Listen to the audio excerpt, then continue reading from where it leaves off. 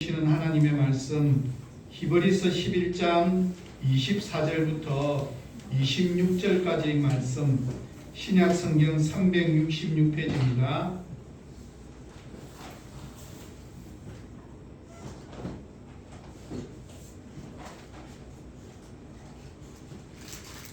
오늘 본문 말씀 히브리서 11장 24절부터 26절까지 말씀을 저와 여러분이 함께 말씀을 합독하도록 하시겠습니다.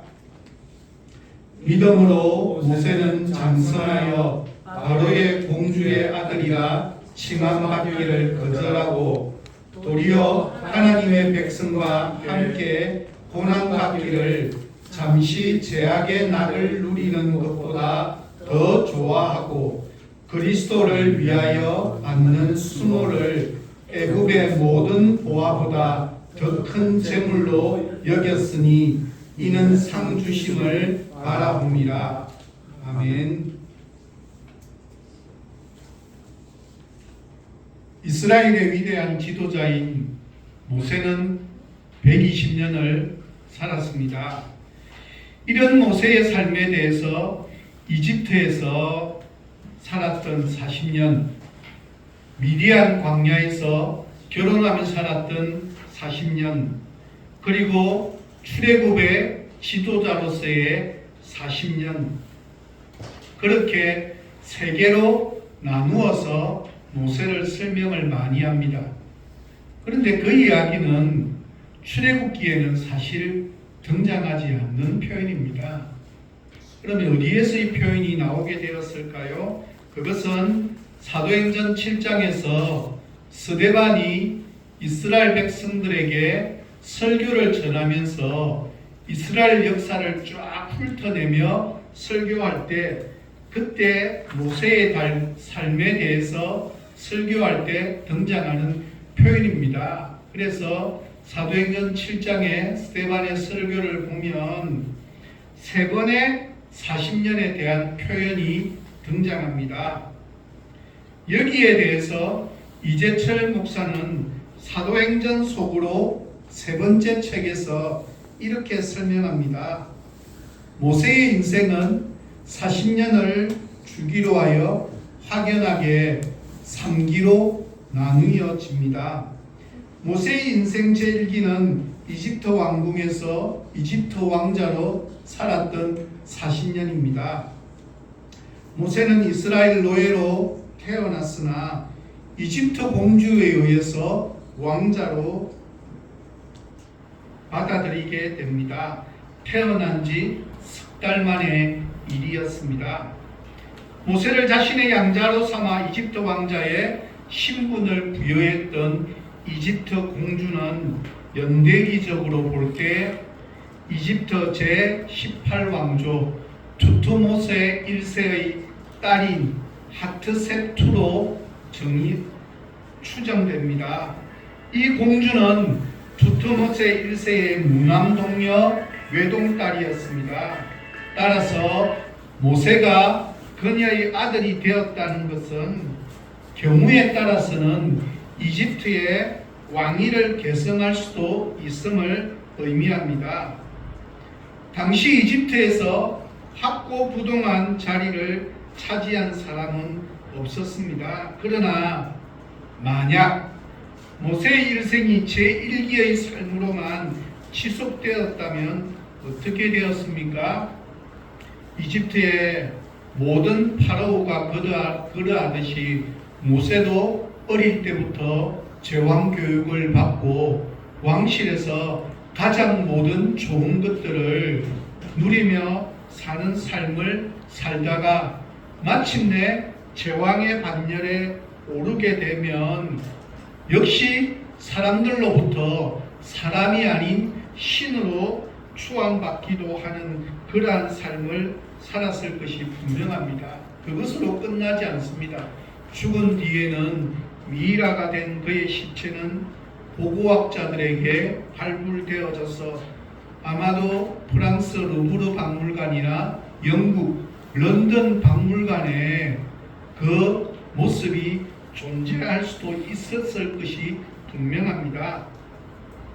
우리가 알고 있는 위대한 신앙인 모세가 될 수 있었던 것은 그의 나이 80이 되었을 때 하나님의 부르심을 받아 그 이후 40년 동안 죽기 전까지 하나님의 도구로 쓰임받는 제3기의 인생이 있었기에 가능한 이야기입니다. 만약 그에게 제3기의 인생이 없었다면 그는 성경 속에 위대한 인물로 소개되지 못했을 것이고 우리 신앙의 표석이 될 수도 없었습니다. 그러나 그의 인생 제3기는 어느 날 갑자기 그냥 주어진 것이 아니라 40년에 걸친 인생 제2기에 처절한 힘들고 어려운 삶이 있었기에 제3기는 가능한 인생입니다. 화려하고 모든 것이 완벽한 이집트 왕궁과는 달리 아무것도 없는 삭막한 미디안 광야에서 펼쳐졌던 모세의 인생 제2기는 정말 길고도 긴 어둠과 고통의 터널의 시간이었습니다. 모세에게 인생 제3기가 출범될 수 있었음을 알려주는 표현은 사도행전 7장 30절의 표현인 40년이 참회로 시작되고 있습니다. 이 표현은 모세에게 인내의 기간을 40년으로 정해주신 분이 하나님이시라는 사실을 스데반은 설교를 하고 있는 내용입니다. 자기 자신을 과신하며 40세의 나이에 사람을 거리낌 없이 쳐 죽일 정도로 자기 중심적이었던 모세가 하나님의 약속에 성취하는 믿음의 사람이 되기 위해서는 최소한 40년이 필요했음을 하나님께서는 정확하게 알고 계셨습니다. 그러니까 40년 동안 왕궁에서 지냈던 시간만큼 미디안 광야에서 하나님의 철저한 훈련을 거치는 40년의 시간이 필요했습니다. 모세의 인생 제2기의 시간, 그 인내의 시간을 40년으로 정하신 사람이 바로 하나님이셨음을 스데반은 말합니다. 그 40년 동안 하나님께서 모세를 미디안 광야에서 그냥 내버려 두신 것이 결코 아니었습니다. 하나님께서는 모세가 하나님의 도구로 쓰임을 받을 수 있게끔 그를 철저하게 새롭게 완전하게 빚어가시는 그 기간이 미디안 광야에서의 40년이었습니다. 다시 말해 그 40년의 기간은 하나님께서 살인을 통해 문제 해결을 하려고 했던 그 그릇된 가정마저도 스승치 않던 모세를 오직 믿음의 가정 위에 세워주시는, 한마디로 새로운 사람으로 빚어가시는 재창조의 시간이었습니다. 그 기간 동안 하나님께서 모세로 하여금 먼저 깨닫게 하신 것은 출애굽기 18장 3절과 4절에 보면 나오는 그의 두 아들의 이름에서도 여지없이 나타납니다. 모세는 광야에서 얻은 두 아들 중에 첫째 아들의 이름을 게르솜이라고 지었습니다. 이 이름의 뜻은 내가 이방에서 나그네가 되었다 함이요 라고 성경에서는 설명합니다. 쉬운 말로 한마디로 요약하면 내 인생은 나그네의 인생이었다는 뜻입니다. 미디안 광야에서 얻은 첫 아들을 가슴에 품고 그 아들에게 나그네라고 하는 이름을 지어주는 모세의 심정은 충분히 이해가 되어집니다. 사랑하는 아들아, 너의 인생은 나그네의 인생이야. 어떤 경우에도 너의 인생이 나그네임을 결코 잊지 말아야 한다. 천하 제왕도 광야의 양식이라 할지라도 그 인생이 나그네라고 하는 의미에서는 별반 차이가 없다는 말이야. 부디 너는 40이 넘었어야 비로소 이 중요한 사실을 깨달은 이 아비처럼 어리석은 사람이 되지 말거라.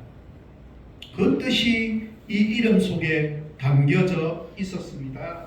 그렇다면 인생이 나그네임을 깨닫는 것이 왜 중요합니까? 모세가 둘째 아들에게 지어준 그 이름이 그것을 설명합니다. 모세가 지어준 둘째 아들의 이름은 엘리에셀입니다. 그 이름의 뜻을 성경에서는 이렇게 설명합니다. 내 아버지의 하나님이 나를 도우사 바로의 칼에서 구원하셨다라고 하는 의미입니다. 잘 생각해 봅시다. 광야에서 한 손으로 큰아들 게르솜을 품고 또 한 손으로는 둘째 아들 엘리에셀을 품고 있는 모세의 모습을 머릿속에 한번 그려봅시다. 그 모습 자체가 모세의 위대한 깨달음과 신앙 고백 그리고 우리를 향한 그의 메시지를 보여줍니다. 즉 인생이 나그네임을 깨달은 사람은 겸손하게 하나님의 도우심을 의지하게 됩니다. 자신이 나그네임을 아는 사람에게는 하나님의 도우심이 임하게 됩니다. 자신이 나그네임을 통감한 사람을 통해 엘리에셀의 하나님께서 역사하신다라고 하는 모세의 깨달음인 동시에 신앙 고백이요 그의 믿음의 선포의 내용입니다. 말하자면 하나님은 먼저 모세를 이집트에서 40년 동안 훈련을 시키셨습니다. 그리고 하나님은 모세를 광야로 인도하셨습니다. 하나님은 모세의 자아가 완전히 깨어지는데 40년을 사용하셨습니다. 또한 하나님은 모세를 40년 동안 출애굽의 위대한 이스라엘의 영웅으로 귀한 삶을 살도록 인도하셨습니다. 오늘 우리가 읽은 본문인 히브리서 11장 24절부터 26절은 모세가 장성했을 때 곧 그의 나이가 40세가 되었을 때의 이야기입니다. 좀 더 쉽게 설명하면 그의 삶을 3기로 나누었을 때 제1기의 삶을 끝내고 제2기의 삶으로 넘어가기 바로 직전에 전환기 때의 모습을 설명하고 있는 내용입니다. 그리고 오늘 본문 뒤에 있는 27절은 모세가 광야에서 보낸 40년 그 훈련의 기간을 설명합니다. 그리고 이어지는 28절과 29절은 제3기의 마지막 인생의 모습, 이스라엘의 위대한 지도자로 쓰임받을 때의 일입니다. 오늘은 히브리서 11장 24절부터 26절의 말씀을 통하여서 모세의 인생 제1기의 믿음을 살펴보면서 하나님께서 우리에게 무엇을 가르쳐 주시고 있는지를 깨닫기를 원합니다. 오늘 본문은 세 계절이 모두 모세의 믿음을 잘 묘사해 주는 동사로 끝맺음을 하고 있습니다. 24절은 어떤 동사로 끝마치고 있습니까? 24절에 보면 거절하고 라고 그렇게 끝맺음을 하고 있습니다. 한마디로 모세는 믿음에 어긋나는 것, 하나님의 말씀의 기준과 다른 모든 것들에 대해서 철저하게 거절하는 삶을 살았다라고 설명하고 있습니다. 25절의 마지막 동사는 무엇입니까? 더 좋아하고입니다. 모세는 믿음과 하나가 되어지고 말씀과 하나가 되어지는 것들에 대해서 더 좋아했다는 뜻입니다. 한마디로 믿음과 다르거나 말씀과 다른 것에 대해서는 싫어했다는 뜻이 이 속에 함께 함축되어 나타나고 있습니다. 끝으로 26절에 보면 어떤 동사가 있는가 하면 마지막은 바라봄이라고 그렇게 표현하고 있습니다. 모세는 믿음에 어긋난 것들을 거절하고 믿음과 하나가 되어지는 것을 더 좋아한 이유가 무엇인가 하면 하나님께서 자신에게 주실 것들에 대해서 바라보았기 때문이라고 설명하고 있습니다. 우리의 믿음도 항상 동일합니다. 거절할 것을 거절할 줄 알고 항상 올바르게 선택하며 이 세상의 그 어떤 것보다도 하나님의 것들을 더 바라보는 것이 우리의 믿음이 되어져야만 합니다. 이제 구체적으로 한번 살펴보겠습니다. 먼저 24절 말씀입니다. 믿음으로 모세는 장성하여 바로의 공주의 아들이라 칭함받기를 거절하고 모세는 장성했습니다. 사도행전 7장 23절에 보면 그때 모세의 나이가 40이라고 기록하고 있습니다. 모세는 공주 아들이라 칭함을 거절했습니다. 바로의 공주 아들이라 함은 애굽인 이집트의 왕자입니다. 그러기에 그때 당시 가장 강력한 제국을 건설하고 있었던 애굽에서 왕자로 있다는 것은 세상에서 가장 큰 부귀와 영화와 권세를 다 마음껏 누릴 수 있는 위치입니다. 그럼에도 모세는 바로의 공주의 아들이라 칭함을 거절함으로써 일순간 세상적인 부귀, 영화, 권세를 다 포기하게 되었다는 뜻이 함께 있습니다. 그 이유가 무엇입니까? 그 이유를 설명하는 것이 24절의 첫 단어인 믿음으로입니다.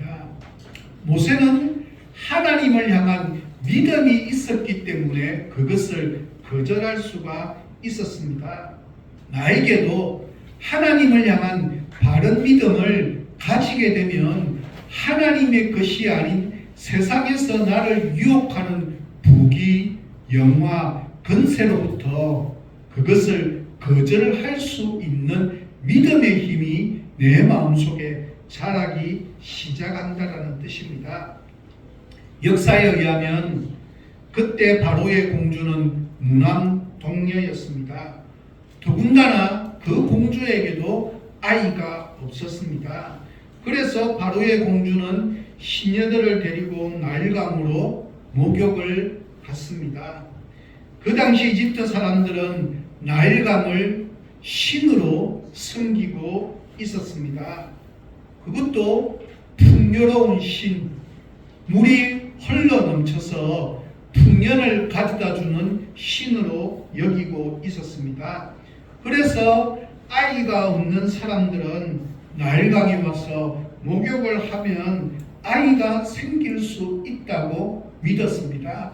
그래서 왕궁에 좋은 목욕탕을 다 거절하고 공주는 나일강에 나와서 목욕하며 아이를 가지기를 얼마나 오랫동안 그곳에서 기도하는 마음으로 목욕을 했을까를 상상해 볼 수 있습니다. 그랬던 수없이 많은 시간들 가운데서 모세가 바로의 공주의 갈대 상자에 들어있는 그 모세를 발견하는 기적이 일어나게 되었습니다. 그러니 바로의 공주는 나름대로는 얼마나 기뻤을까요? 아마도 이런 생각을 했을 수도 있었을 것 같아요. 나의 힘으로 더 이상 안 되면 이 아이라도 나의 아이로 받아들여야 되겠다는 생각을 하는 것이 너무나 당연한 일이 아닐까. 요즘과 같은 의술이 발달되지 않는 시대이기에 그러한 상상은 충분히 가능하리라고 봅니다. 그래서 바로의 공주는 갈대 상자에 있던 모세를 데리고 갔고 이집트의 궁으로 들어가서 모세는 생활하게 되었습니다. 그곳에서 이집트 왕자로서 가장 좋은 모든 교육을 다 받았습니다. 모세는 그래서 모든 면에서 가장 특별하고 탁월한 사람으로 자랄 수가 있게 되었습니다. 사도행전 7장 22절에 보면 이러한 기록이 있습니다. 모세가 애굽 사람의 모든 지혜를 배워 그의 말과 하는 일들이 능하더라. 모세가 이때 받은 교육, 가장 특별했던 제왕의 교육은 아마도 출애굽하는 일에 큰 도움이 되었을 뿐만 아니라 모세가 성경을 기록했던 모세 오경 기록하는 데도 큰 밑거름이 되었음이 분명합니다. 혹 이집트 왕자라고 하는 영화 애니메이션을 보았는지 모르겠습니다. 이것은 성경과 이집트의 역사 자료들을 가지고 만든 애니메이션인데, 이때 이집트의 역사에 의하면 이집트와 에티오피아 사이에 큰 전쟁이 벌어졌습니다. 그때 바로를 대신하여 이 사운트에서 전쟁을 이끌고 지휘하고 통솔하고, 그래서 큰 승리를 거두게 되고 모든 이집트 백성들로부터 칭송을 받게 된 그 인물이 바로 모세였습니다. 좌우지간 모세는 바로의 공주의 아들로서 가만히 있기만 해도 얼마든지 부귀와 영화와 권세를 다 누릴 수 있는 지위에 있었습니다. 만약 제왕까지 오르지는 못한다 할지라도 그가 맛볼 수 있는 것은 그 어떤 사람도 누릴 수 없는 특별한 것임이 분명합니다. 그러나 모세는 바로의 공주의 아들이라 칭함을 거절함으로 일순간에 그 모든 부귀 영화 권세를 다 포기해 버렸습니다. 그 이유가 무엇이라고요? 바로 모세의 살아있는 믿음 때문입니다. 정치 권력이 가져다주는 높은 자리, 모든 사람들이 부러워하는 그 자리, 모든 것을 맛보고 누릴 수 있는 자리, 노력하지 않고 수고하지 않고 애쓰지 않아도 맛보게 되는 그 모든 부귀영화가 따라오는 그 자리, 평생 걱정하지 않아도 되는 그 자리, 부요를 몸 전체로 누릴 수 있는 그런 자리를 스스로 거절한 사람이 모세의 믿음은 아름답지 않습니까? 거기에 대해서 뭐라고 설명한다고요? 그것을 거절했다고. 그렇다면 왕자라 불리움을 거절한 궁극적인 이유가 무엇입니까? 여기에 대해서 이동훈 목사는 이렇게 믿으라 해서 이렇게 설명합니다. 모세는 명예를 거절했습니다. 분명한 것은 명예 그 자체는 결코 죄가 아닙니다. 성경은 명예심 자체를 정죄하지 않습니다. 요셉과 다니엘은 한 나라의 훌륭한 지도자이면서도 하나님을 경외하면서 매우 아름다운 삶을 살았습니다. 좋은 의미에서 유명해지는 것은 아름답습니다. 그것을 정죄할 하등의 이유가 없습니다. 그러나 우리가 추구하는 명예심이 하나님과 우리 사이에 영향을 미친다면 이 명예심은 거절되어야 합니다. 우리 신앙의 결단을 방해하고 우리의 인격이 순전하게 되고 하나님 앞에서 아름다운 삶을 사는데 방해가 되는 명예심은 거절하여야 합니다. 모세가 명예를 거절한 것은 그런 의미입니다. 이 말을 다르게도 설명하면 무슨 설명일까요? 부 자체가 결코 정죄받을 일이 아니라는 겁니다. 그런데 그 부로 인해서 하나님을 더욱더 바르게 믿어가는 일에 방해를 가져다 줄 수 있으면 그것은 거절할 수 있는 것이 우리의 믿음이 되어야 된다는 뜻입니다. 특히 본문에서 아들에 해당하는 단어 휘오스는 상속권을 가지고 있는 상속자라고 하는 법적 개념을 나타내는 단어입니다. 이 말은 당시 세계 최강의 이집트에서 이집트 왕실의 모든 권리를 상속할 가장 우선적인 상속자를 가짐을 나타냅니다. 그래서 이 거절함은 왕실의 상속권을 거절했다는 의미입니다. 그래서 화종부 목사는 결국엔 믿음이 이긴다 해서 이렇게 해석합니다. 선택은 우리 신앙의 현 주소를 알 수 있게 해주는 척도입니다. 모세는 잘됨과 높아짐을 선택하는 세상 흐름 속에서 낮아짐과 종됨을 선택했습니다. 세상은 모두가 다 높아져야 한다고 가르칩니다. 그러나 성도들은 하나님의 다른 부르심이 있다는 것을 알아야 합니다. 그래서 아무도 비난하지 않을 자리에 있으면서도 그 자리를 포기하고 낮아짐과 종됨을 선택해야 합니다. 이것은 믿음의 삶을 살아가는 데 있어 중요한 요소입니다. 높아져야만, 남들이 인정해야만 하나님의 일꾼이 되는 것이 아닙니다. 세상은 가져야만 힘이 있다고 말하지만 성경은 주님 때문에 믿음으로 포기하고 내려놓고 거절할 때 능력이 임하고 역사하는 힘이 생긴다고 분명하게 말합니다. 무한 경쟁으로 내몰리는 이 시대에 하나님 때문에 지위와 신분을 거절할 줄 아는 믿음이 우리에게도 필요합니다. 그렇다면 모세가 제왕의 상속권을 거절하자 그에게 따라올 것이 과연 무엇입니까? 그것은 본문 25절에서 이렇게 말합니다.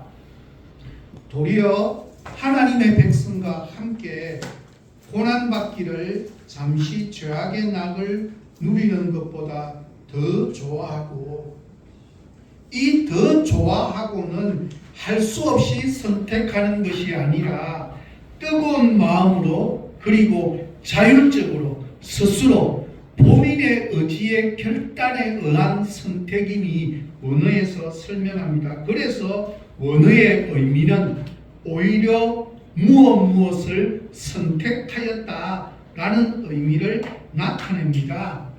이는 누군가가 요구하거나 강요하는 사람이 없었음에도 불구하고 모세 스스로 자기 민족들과 함께 고난받기를 선택했다라고 하는 표현의 단어입니다. 명분이 어떻든 지상 제국의 상속자의 길을 버리고 스스로 거절하고 고난의 길을 택했다는 것은 정말 결코 쉬운 일이 아닙니다. 저도 아마 그렇게 해라면 선뜻 선택하기가 힘들고 어려울 것이 분명합니다. 그러기에 이러한 모세의 선택과 결과는 바로 하나님에 대한 믿음에 의한 선택입니다. 하나님께 대한 믿음이 아니고서는 결코 이런 결단을 내린다는 것은 불가능한 일입니다. 기억이 나실지 모르겠는데 고린도전서 13장 사랑장을 굉장히 오랫동안 설교했지 않습니까? 그 설교하면서 8가지의 소극적 사랑 그리고 7가지의 적극적인 사랑에 대한 설교가 혹시나 실수로 기억나는지 모르겠습니다. 똑같습니다. 거절한다는 것은 소극적 차원의 문제입니다. 그러나 더 좋은 것을 선택한다라고 하는 그것은 자신의 적극적인 차원의 문제입니다. 거절은 그 자체의 의미가 있는 것이 아닙니다. 보다 나은 선택의 의미가 있습니다. 선택하기 위해서 더 좋고 바른 것을 선택하기 위해서 반드시 우리는 또 다른 것을 거절할 수 있는 믿음의 자리에 있어야만 합니다. 더 좋은 것을 선택하려면 좋지 못한 것을 거절해야, 거절은 선택을 통해서만 의미를 가집니다. 문제는 거절할 것을 거절하지 못하고 선택할 것을 선택하지 못하고 갈등하고 고민하다가 거꾸로 거절하고 거꾸로 선택하게 되는 경우입니다. 모세는 무엇을 선택했습니까? 하나님의 백성을 위한 삶을 선택했다고 설명합니다.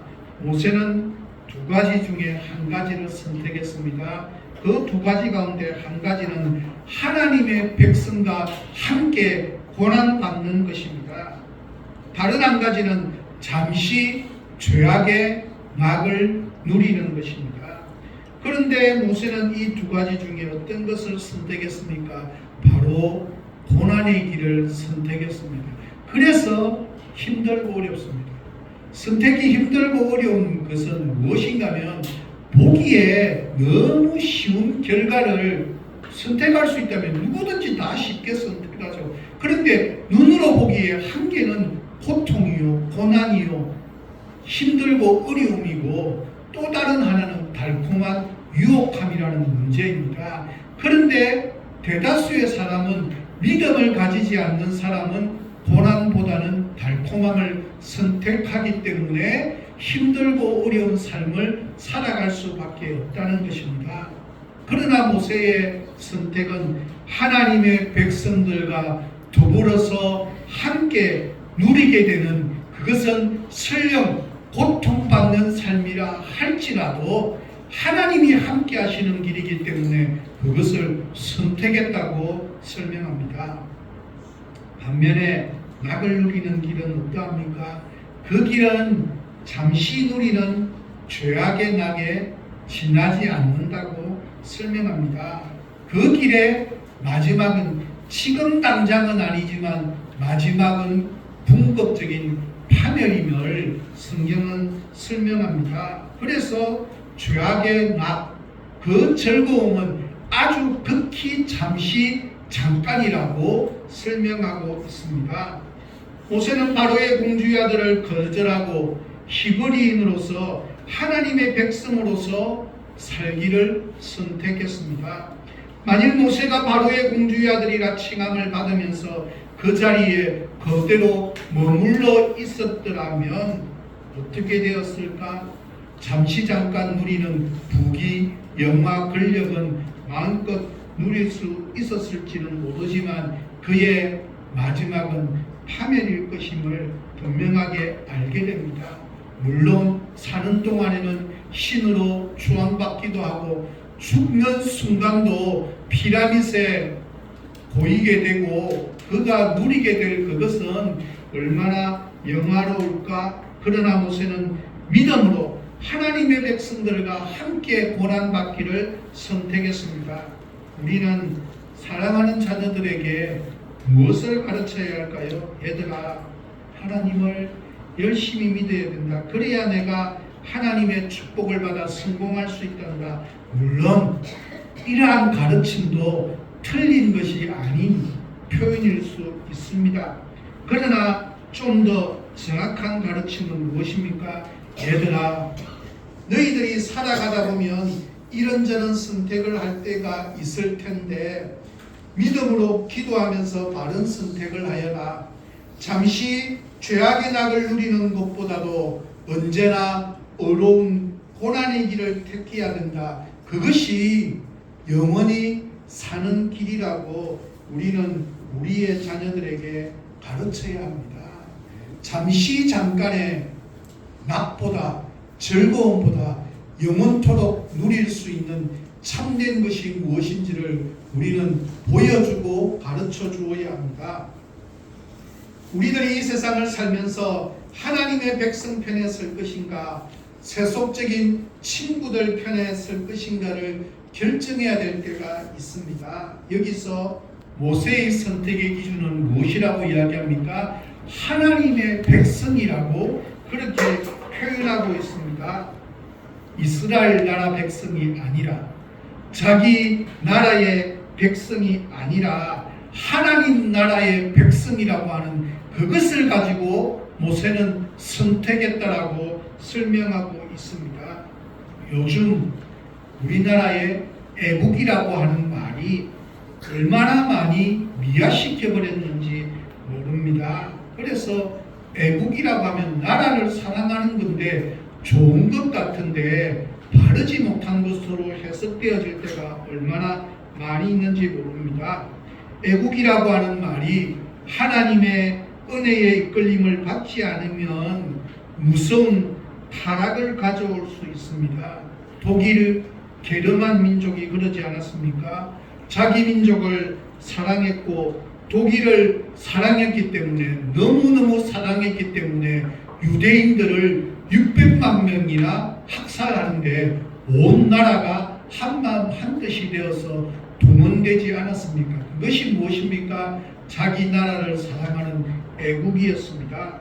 일본도 남경 대학살을 자행하면서 자기 민족을 사랑했기 때문이라고 그렇게 그들은 표현하고 생각했습니다.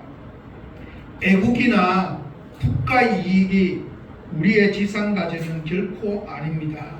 지금 미국과 이란의 전쟁을 보면서 미국만 사랑하고 미국만 잘 살아야 되고 미국만 행복해야 되는 세상을 꿈꾸고 있는 잘못된 가치관에 의해서 살아가고 있는 모습을 우리는 바라보게 됩니다.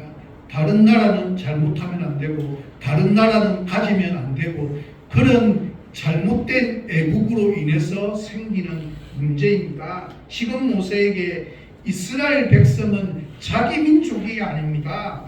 하나님의 백성이라고 표현하고 있습니다. 나는 지금 어떻습니까?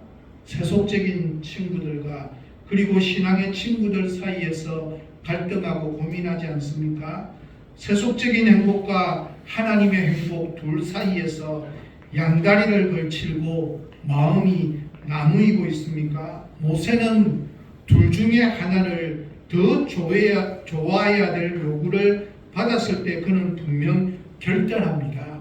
하나님의 백성과 함께하는 그 일이 설령 고난의 길이라 할지라도 하나님께서 함께하시는 그 길이기 때문에 그는 더 좋아하는 마음으로, 더 즐거운 마음으로, 더 행복한 마음으로, 더 기쁜 마음으로 그것을 선택했다고 그렇게 이야기합니다. 과연 나는 더 좋아하는 것이 무엇입니까? 최선의 신앙은 결단을 요구합니다. 모세는 하나님의 백성 편에서는 믿음의 선택이 있었습니다.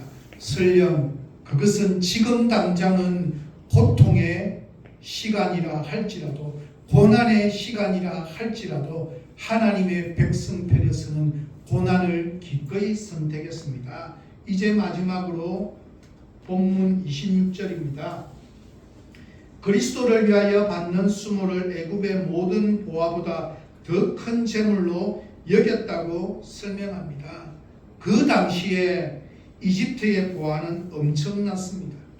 인류의 4대 문명 발상지 중에 하나인 애굽은 황금의 도시라고 칭하기도 했습니다. 바로 그것이 모세의 것이 될 수 있었습니다. 그럼에도 모세는 애굽의 모든 보화보다도 하나님의 백성과 함께 고난당하는 것을 더 좋게 여겼습니다. 그것이 하나님의 보화이기 때문입니다. 과연 나의 보화는 무엇입니까? 모세는 눈에 보이는 기쁨보다 영원한 기쁨을 바라보았습니다.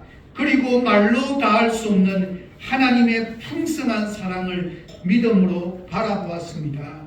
그것이 26절에는 예수 그리스도를 위하는 일이라고 한다면 영광스러운 일일 뿐만 아니라 그것이 설령 고통스러운 일, 능욕을 당하는 일이라 할지라도 이 세상에 그 어떤 보화도 바꿀 수 없는 그리스도를 위한 선택이라고 그렇게 표현하고 있습니다.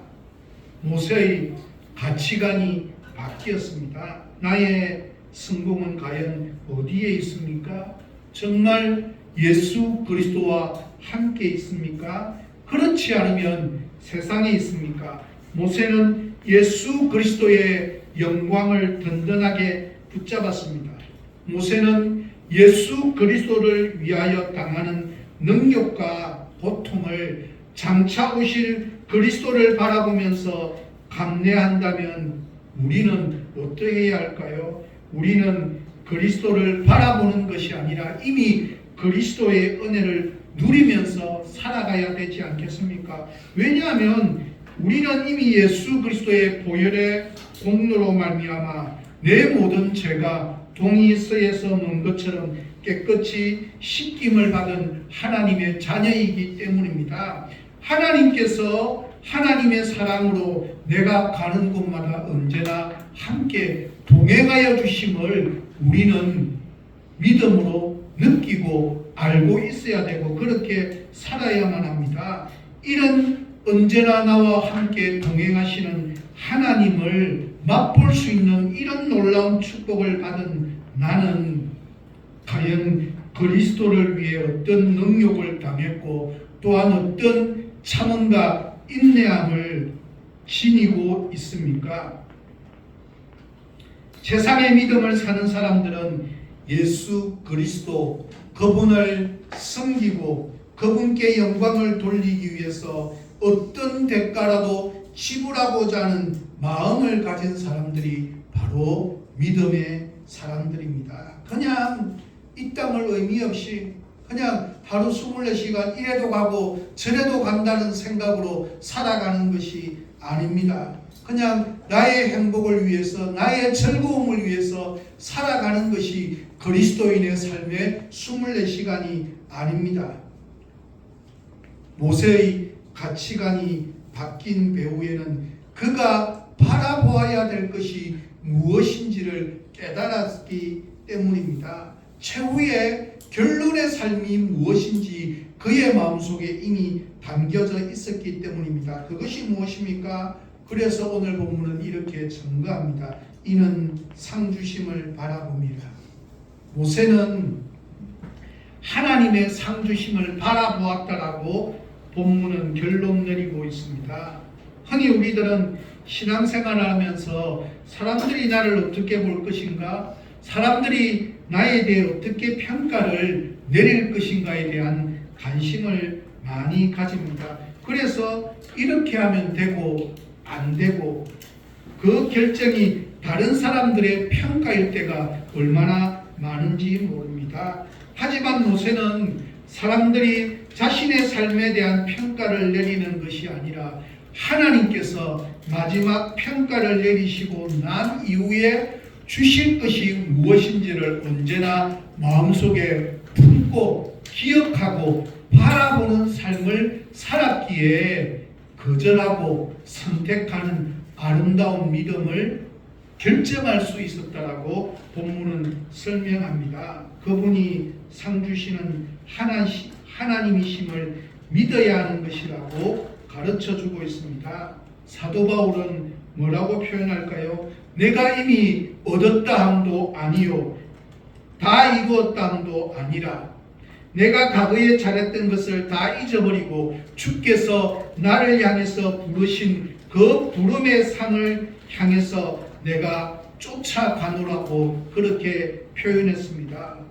하나님께서 주실 것을 기대하고 사모하며 그것을 바라보며 온전히 달려가고 있노라고 내 믿음의 삶은 거기에 있노라고 사도 바울도 표현했습니다. 하나님의 평가하심을 최후의 기대함으로 바라보고 있는 삶입니다. 우리가 믿음의 한 일에 대해서 하나님께서 아름답고 좋은 것으로 갚아주시는 분이라고 위로해 주시는 분이라고 성경은 말씀하고 있습니다. 혹 내가 기대했던 시간에 그것이 다가오지 않더라도 늦게 온다 할지라도 그러면 마치 은행에 맡겨놓으면 이자라도 붙듯이 더 좋은 것으로 채워주실 분임을 언제나 나와 함께 동행하시는 분이 내가 믿는 하나님을 믿는다면 지금 당장의 환경이 아니라 그 속에 감추어져 있는 하나님의 본심이 무엇인지를 깨달을 수 있어야만 합니다. 이제 말씀을 마무리합니다. 모세는 믿음으로 거절해야 할 것을 거절했습니다. 더 좋아해야 할 것을 믿음으로 올바르게 선택했습니다. 믿음으로 하나님께서 주실 상을 바라보았기 때문입니다. 이 믿음이 우리의 믿음이 되어지기를 저도 소원해 봅니다. 또한 이 믿음으로 우리의 자녀들을 양육할 수 있기를 바랍니다. 역사적으로 보면 히브리 민족은 자기의 자녀들에게 두 가지의 유산을 남겼다고 이야기합니다. 한 권의 책과 한 권의 칩입니다. 한 권의 책은 무엇이겠습니까? 예, 하나님의 말씀인 성경입니다. 한 채의 칩은 무엇이겠습니까? 하나님께 예배를 드리는 예루살렘의 성전입니다. 사랑하는 우리 증안교회 가족 여러분, 우리도 사랑하는 우리의 자녀들에게 이 두 가지, 곧 하나님의 말씀과 하나님께 예배드리는 믿음만큼은 꼭 좋은 믿음의 유산으로 물려주어야 합니다. 그리할 때 우리 자녀들도 하나님께서 모세를 인도하여 주시고 책임져 주셨던 것처럼 모세처럼 믿음으로 잘 자라서 이 시대에 귀하게 쓰임받는 훌륭한 하나님의 마음에 합한 믿음의 자녀들이 될 수 있다고 믿습니다. 이 은혜가 우리 모두의 가정에 충만하기를 예수 그리스도의 이름으로 간절히 부탁드립니다. 함께 기도하도록 하겠습니다.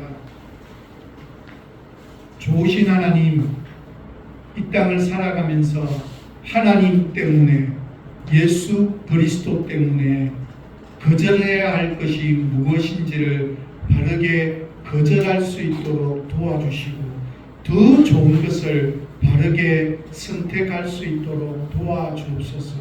그 선택이 설령 고통과 고난이 함께 찾아오는 것이라 할지라도 하나님 때문에 예수 그리스도를 위한 바른 선택이 되어줄 수 있도록 하나님 인도하여 주옵소서.